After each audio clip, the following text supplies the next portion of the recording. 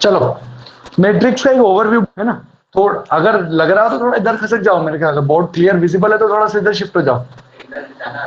अच्छा ठीक है, चलो मैट्रिक्स। मैट्रिक्स क्या है? एक two dimensional arrangement of data है, ठीक है। एक ऐसा रिप्रेजेंटेशन है डाटा का जिसमें रो और कॉलम होती है, जिसमें मतलब ये कह लो टेबुलर रिप्रेजेंटेशन ऑफ डेटा। जैसे मैंने यहाँ पे लिख दिया 1 2 3 4 5 6 7 8 9 10 11 12, तो मैंने डेटा का row into column, row by column के फॉर्म में अरेंज किया है। इसको ऐसे, जो हॉरिजॉन्टल होता है उसको रो बोलते हैं, और जो वर्टिकल होता है उसको कॉलम बोलते हैं, ठीक है। तो पहले रो गिनी जाती है, फिर कॉलम गिनी जाती है, और जितने रो जितने कॉलम होते हैं किसी मैट्रिक्स के, उसको उसका ऑर्डर बोला जाता है। जैसे बाई 3 है, इसको ऑर्डर ऑफ मैट्रिक्स बोलते हैं, है ना, ऑर्डर ऑफ मैट्रिक्स। जिसको आप बोल सकते हो रोको, स्टॉप रोको, है ना। तो रो को मतलब पहले रो आती है फिर कॉलम आती है। रो 3 है, अच्छा उल्टा लिख दिया, 3/4 आएगा, करेक्ट, 3/4। रो 3 है, 1, हाँ बिल्कुल गलत होगा, 1 2 3 1 2 3 4 है ना, रो को, है ना, रो कॉलम, ठीक है। आई बात समझ में? ये मतलब ये आप समझ सकते हो कि एक two dimensional arrangement of data है, जिसको आप क्या बोलते हो, मैट्रिक्स बोलते हो, ठीक है। अब इसमें क्या होता है, हर एलिमेंट का अपना एक एड्रेस पोजीशन होता है, हर एलिमेंट का, मतलब अब आपने डाटा रख तो दिया ऐसा, अब इसमें से किसी एक सिलेक्टिव को उठाना है, तो आपको मालूम होना चाहिए कि आप कैसे उठाओगे सिलेक्टिव डाटा को। तो उसके लिए आपके पास क्या मेथड है, हर जगह का अपना एक इंडेक्स होता है ना, और वो इंडेक्स कैसे होता है, पहले रो फिर कॉलम लिखा जाता है। जैसे 1 फर्स्ट रो फर्स्ट कॉलम पे रखा हुआ है, तो उसको अपन ऐसे लिख देते हैं A11, A11 पे क्या है आपके पास 1, 2 का 2 की जगह 2 को क्या लिख सकता हूं मैं, A12, पहले रो लिखना है फिर कॉलम लिखना है, पहली रो का दूसरा एलिमेंट। A31 क्या, इसका मतलब क्या होगा, तीसरी रो का पहला एलिमेंट। बताओ तीसरी रो का पहला एलिमेंट क्या है, 9, इस टाइप से। आई बात समझ में? इसलिए इसको AIJ बोलते हैं, है ना। और आई और जे का मतलब वही है, आई का मतलब रो और जे का मतलब कॉलम। आई बात समझ में? चलो मैट्रिक्स के बारे में बेसिक्स तो मैंने आपको ये बता दिया। मैट्रिक्स के टाइप्स, है ना, मैट्रिक्स के टाइप्स क्या क्या होते हैं। सबसे पहले तो रो मैट्रिक्स, कॉलम मैट्रिक्स, है ना। रो मैट्रिक्स क्या होता है, ऐसा मैट्रिक्स जो रो जैसा दिखता हो, एक ही रो हो ऐसी, है ना, है ना। तो उसमें एक रो आएगी और मल्टीपल कॉलम्स होगी। जैसे अगर मैं आपको यहां पर इसमें से एक काट के ऐसा बना दूं 1 2 3 4, तो ये रो मैट्रिक्स है। इसी टाइप से कॉलम मैट्रिक्स भी बनाया जा सकता है, 1 5 9। जरूरी नहीं है किसी में से निकाल के बनाओ, है ना, ये तो मैं यहाँ पर आपको एग्जाम्पल के लिए बता दे रहा हूँ, बट ऐसा जरूरी नहीं है। कोई सा भी ऐसा मैट्रिक्स जिसके अंदर एक रो और मल्टीपल कॉलम्स है तो उसको रो मैट्रिक्स बोलेंगे। कोई सा भी ऐसा मैट्रिक्स जिसमें एक कॉलम और मल्टीपल रोज हो तो उसको कॉलम मैट्रिक्स बोलेंगे, है ना। तेज तो नहीं हो रहा है, समझ में आ रहा है? चलो आगे बढ़ते हैं। रो मैट्रिक्स हो गया, कॉलम मैट्रिक्स हो गया, next is square matrix. Square से रिलेटेड बहुत सारे मैट्रिक्स हैं। अब जैसे आपने यहाँ पर डाटा का रेक्टेंगुलर अरेंजमेंट किया है ना, टेबुलर अरेंजमेंट किया है, कितनी रो कितनी कॉलम है, 3 रो 4 कॉलम है ना।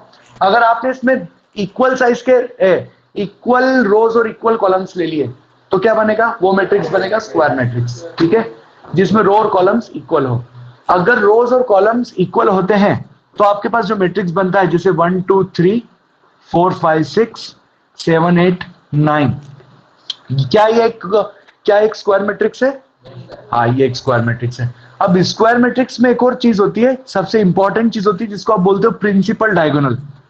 1 5 9 सिर्फ एक ही डायगोनल है ना, वैसे स्क्वायर के 2 डायगोनल्स होते हैं, लेकिन अपन किसी एक ही साइड के डायगोनल को अपन क्या बोलते हैं, प्रिंसिपल डायगोनल, वो ये है 1 5 9, ठीक है।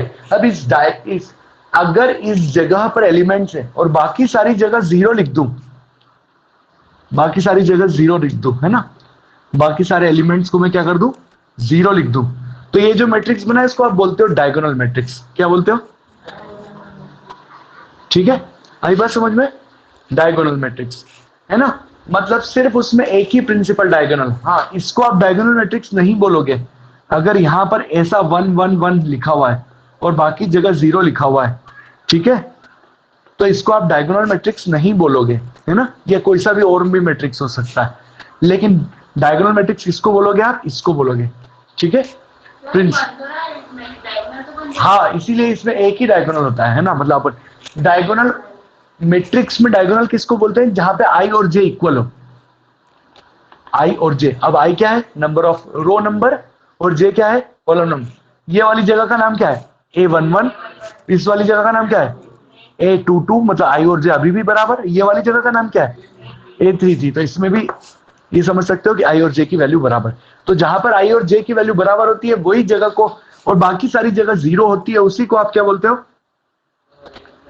डायगोनल, है ना। डायगोनल मैंने क्या बोला, मैट्रिक्स में तो डायगोनल नहीं मानते हम, है ना। चलो next, scalar matrix. Scalar matrix diagonal matrix का ही एक फॉर्म है ना, स्केलर मैट्रिक्स। और इसके बाद आता है आपके पास आइडेंटिटी मैट्रिक्स। ये सब डायगोनल, मतलब ये दोनों टाइप्स ऑफ डायगोनल मैट्रिक्स है। स्केलर मैट्रिक्स मतलब 1 को छोड़ के डायगोनल नंबर सेम हो, तो ये स्केलर मैट्रिक्स है। ये 2 3 4 5 एक्स वाई जेड जो भी हो, है ना। और आइडेंटिटी मैट्रिक्स इसकी जगह पे क्या हो, 1 हो, ठीक है। आई बात समझ में, आइडेंटिटी में क्या नहीं होना चाहिए, स्केलर में देखो, स्केलर का भी टाइप बोल सकते हो आप आइडेंटिटी को। स्केलर मतलब सेम होना चाहिए डायगोनल, है ना। अब वो सेम भले 1 भी हो, स्केलर का एक टाइप हो गया आइडेंटिटी मैट्रिक्स। लेकिन आइडेंटिटी का मतलब ये नहीं हो सकता कि यहाँ 2 2 2 हो। आई बात समझ में, क्लियर हुआ। अब अपन बात करते हैं, स्केलर हो गया, हाँ इसको यूनिट मैट्रिक्स भी बोलते हैं, है ना। चलो इसका एक इंपॉर्टेंट, इसको आइडेंटिटी मैट्रिक्स आइडेंटिटी इसलिए भी बोलते हैं, जैसे 5 का आइडेंटिटी एलिमेंट क्या होता है, 5 में किस चीज का मल्टीप्लाई करेगा कि वही 5 आ जाएगा, 1। तो ये 1 है एक टाइप से मैट्रिक्स में। किसी मैट्रिक्स में इस मैट्रिक्स का मल्टीप्लाई करोगे ना, आंसर वही मैट्रिक्स आ जाएगा, इसलिए इसको आइडेंटिटी मैट्रिक्स भी बोलते हैं, ठीक है।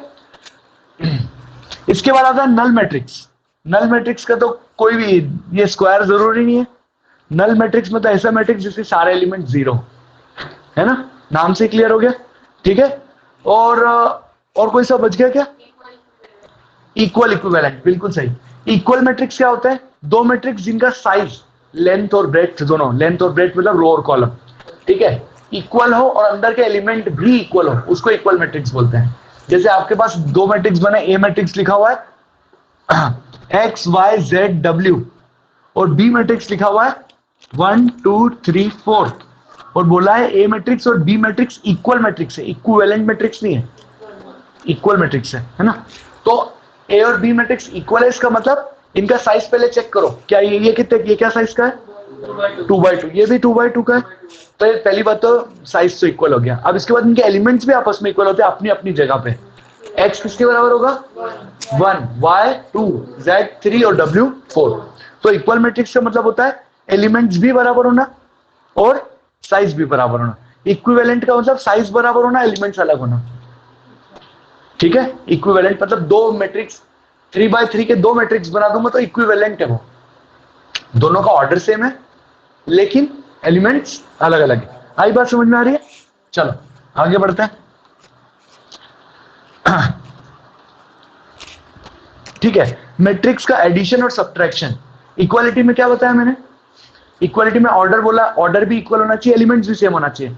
और एलिमेंट सेम कौन कौन, सारे एलिमेंट एक जैसे होना चाहिए क्या, नहीं, अपनी अपनी पोजीशन वाले। A11 उधर का B11 के बराबर होना चाहिए, A12 उधर के B12 के बराबर, इस टाइप से। तो जब आप दो मैट्रिक्स को प्लस करते हो तो पहली बात तो ये चेक करते हो कि उनका ऑर्डर इक्वल है कि नहीं। जैसे यहां लिखा 1 2 3 4 5 6 और यहां कोई दूसरे ऑर्डर का मैट्रिक्स ले लिया, तो इन दोनों के बीच में एडिशन नहीं हो पाएगा। इन दोनों का ऑर्डर कैसा होना चाहिए, सेम होना चाहिए। अब जैसे यहां पे लिखा है 7 8 9 10 11 12, ठीक है। तो अब आप इन दो मैट्रिक्स को प्लस कर सकते हो। प्लस कैसे कर सकते हो, सबको सब जगह प्लस नहीं करना है, अपनी अपनी जगह प्लस करना है। 1 का प्लस किसके साथ होगा, सिमिलरली ऐसे ऐसे ऐसे सब कर लोगे आप। सिमिलरली माइनस का भी ऐसे ही, है ना, प्लस माइनस। चलो ये टॉपिक तो चेंज हो गया, ये टॉपिक था अपने पास टाइप्स ऑफ मैट्रिक्स, ठीक है। और अगला टॉपिक जो मैं पढ़ा रहा हूं इसको बोलते हैं ऑपरेशंस ऑन मैट्रिक्स। क्या पढ़ रहे हैं अपन, रिकॉर्ड हो रहा है, ऑपरेशंस ऑन मैट्रिक्स, ठीक है। ऑपरेशंस ऑफ ऑन मैट्रिक्स में मैंने प्लस और माइनस आपको बता दिया, ठीक है। प्लस माइनस के बाद क्या ऑपरेशन लगा सकते हो? मल्टीप्लाई और डिवाइड। डिवाइड नहीं होते भैया मैट्रिक्स में। मैट्रिक्स, दो मैट्रिक्स को आप आपस में डिवाइड नहीं कर सकते, मल्टीप्लाई कर सकते हो। अब मल्टीप्लाई भी दो टाइप से होते हैं। पहले अपन देख रहे हैं स्केलर मल्टीप्लिकेशन।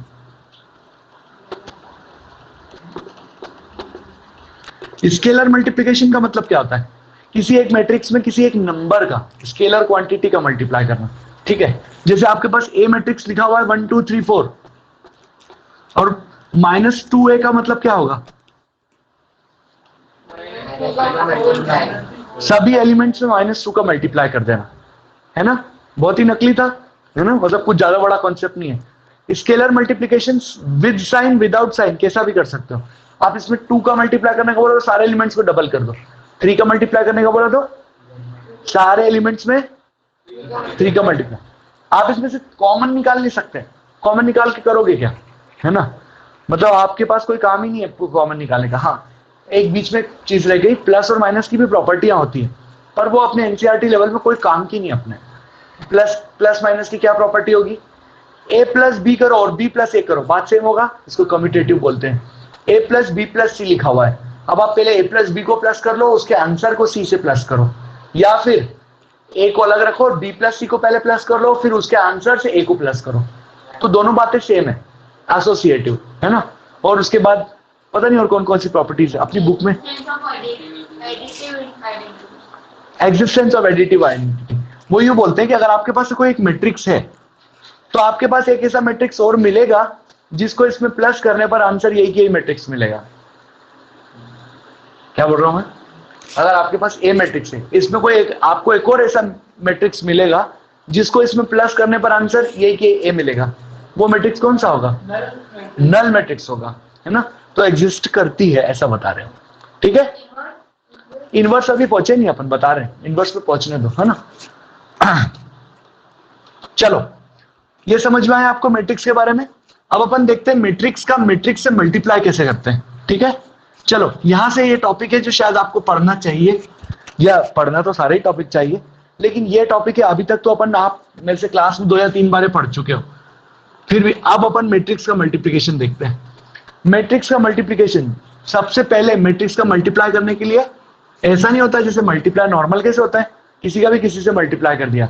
यहाँ ऑर्डर बहुत इंपॉर्टेंट हो जाता है। समझ में तो आ रहा है ना, तेज तो नहीं हो रहा है। चलो, एक मैट्रिक्स है जिसका ऑर्डर है 2/3। क्या ऑर्डर है? 2/3। युवराज बताओ 2/3 का मतलब क्या है? कितनी रो कितनी कॉलम? हाँ, बना के बताओ एक खाली 2 रो, मतलब एलिमेंट्स बोलो।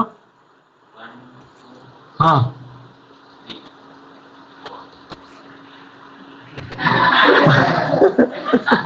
वाह, 1 2 3 4 5 6, ठीक है।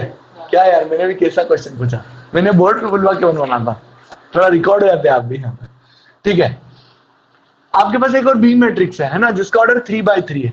अब बोलो 1 से लेके 9 तक गिनती बोल देगा। 1 2 3 4 5 6 7 8 9, इसका ऑर्डर क्या है? 3/3, ठीक है। वो 2/3 का है, 3/3 का। क्या इनका मल्टीप्लाई हो पाएगा? अरे तुमको मालूम है, लेट मी, है ना, तो सबको मालूम है तो फिर क्यों बता रहा हूँ यार। एक नंबर पहले, अगर देखो एक बार ध्यान रखना, ए क्रॉस बी और बी क्रॉस ए एक बात नहीं होती है मैट्रिक्स में। तो इसलिए पहले आपने अगर ए क्रॉस बी लिखा तो ए को ऊपर लिखो, बी को नीचे लिखो। यहाँ इसका ऑर्डर लिखो, इसका ऑर्डर क्या है? 2/3 और इसका ऑर्डर क्या है? 3/3। अगर पहले वाले के नंबर ऑफ कॉलम और दूसरे वाले के नंबर ऑफ रोज मैच कर रहे हैं तो इसका मतलब इनका मल्टीप्लाई हो पाएगा। किसी भी हालत में इसके अलावा मल्टीप्लाई नहीं हो सकता, है ना। आई बात समझ में? पहले वाले का मतलब ए क्रॉस बी में ए पहले लिखा है इसलिए उसको पहला वाला बोल रहा हूं, है ना। मतलब पहले वाले का नंबर ऑफ कॉलम कितना है? 3। दूसरे वाले का नंबर ऑफ कॉलम कितना है? 3। अगर ये मैच कर रहा है तो इनका मल्टीप्लाई होगा। अब मल्टीप्लाई होने पर आंसर आपको एक नंबर नहीं मिलेगा, वहां पर भी एक मैट्रिक्स मिलेगा। तो जो उसका आंसर होगा उसका ऑर्डर का क्या आएगा? उसका ऑर्डर आएगा 2/3 का। चलो, अब मल्टीप्लाई कैसे होता है? मैंने यहां लिखा ए क्रॉस बी, मैं मल्टीप्लाई के आंसर के लिए तैयार हूं, है ना, इसलिए मैंने अभी एक ही साइड की लिखी। अब मुझे मालूम है इसका ऑर्डर क्या आने वाला है, रो कितनी आएगी? 2। कॉलम कितनी आएंगी? टोटल मिला के एलिमेंट कितने आएंगे? 6। तो यहाँ पे मेरे को 6 डैश लगा लेना है। ये मेरे को मालूम है कि यहाँ दूर दूर क्यों लगाए है ना। आपको पहली बार में नहीं समझ में आएगा, दूसरी बार में आपको ही मालूम पड़ जाएगा कि मैंने दूर दूर क्यों लगाए, है ना। इसका ऑर्डर 2 क्रॉस 3, ठीक है। अब ध्यान रखना, एक्चुअली में मल्टीप्लीकेशन रो का कॉलम से मल्टीप्लाई होता है। मल्टीप्लीकेशन ऑफ मैट्रिक्स पहले वाले के नंबर के रोज का दूसरे वाले के कॉलम्स पे मल्टीप्लाई करना है, ठीक है। पहले वाले के रोज का दूसरे वाले के कॉलम में मल्टीप्लाई करना है। आ रही बात समझ में? इसलिए जरूर ना कोई दूसरा देखेगा तो क्या करूं? रिफ्लेक्शन तो इसमें भी आ रहा है, पर अब क्या करें बेटा, इस अंधेरे में दिखेगा नहीं।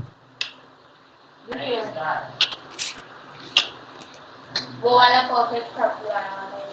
इसमें मैं नहीं लिखूंगा इसमें। मैं तो दोनों चालू रखूंगा। अब एक क्रॉस बी क्या करना है? मैंने क्या बोला? रो का कॉलम में मल्टीप्लाई करना है ना। अब यहाँ 1 2 3 का मल्टीप्लाई 1 4 7 में करना है। सबका सब में मल्टीप्लाई नहीं करना है ना। अब 3 एलिमेंट उधर है, 3 एलिमेंट इधर है, इसीलिए अपन ने इनका साइज देखा था। अगर सपोज करो यहाँ से 3 एलिमेंट होते और यहाँ 2 ही होते तो एक एलिमेंट किससे मल्टीप्लाई होता? नहीं हो पाता। इसीलिए अपन ने क्या करा, दोनों साइड से 3 एलिमेंट देखे, ठीक है। ये साइज यहीं पे नाप लिया था कि भाई बराबर आएगा कि क्या। वो बिल्कुल नहीं दिख रहा है क्या? चलो अब 1 का 1 में मल्टीप्लाई 1 प्लस 2 का 4 में मल्टीप्लाई 8 प्लस 3 का मल्टीप्लाई 7। मतलब इसके पहले एलिमेंट का इसके पहले एलिमेंट से, इसका दूसरे का इसके दूसरे से, तीसरे का तीसरे से, ठीक है। अगर आप इसका रो बदलोगे तो आपके आंसर का भी रो बदलना है। अगर इसका आप कॉलम बदलोगे, जैसे इसका इसमें मल्टीप्लाई हो गया तो आपका पहला कॉलम कंप्लीट हो गया। अब आप इधर भी इसका कॉलम चेंज किया तो इधर का भी कॉलम चेंज करना है। अब मेरे को किसका मल्टीप्लाई करना है? रो सेम रखना है, कॉलम इसके हिसाब से डिसाइड करना है, ठीक है। अब मतलब 1 2 3 का मल्टीप्लाई किस पे करूंगा? बोलते जाओ आंसर क्या आएगा? क्यों 2 कैसे आएगा? हाँ 2 आएगा प्लस 10 प्लस 24। चलो नेक्स्ट आगे बढ़ते हैं। 3 प्लस, अब दूसरी वाली लाइन अपनी कॉपी में करो। चलो करो। गर्मी हो रही है यार यहाँ पे बहुत। 2 मिनट रुक जाओ, ऑफ द रिकॉर्ड बातें होना चाहिए।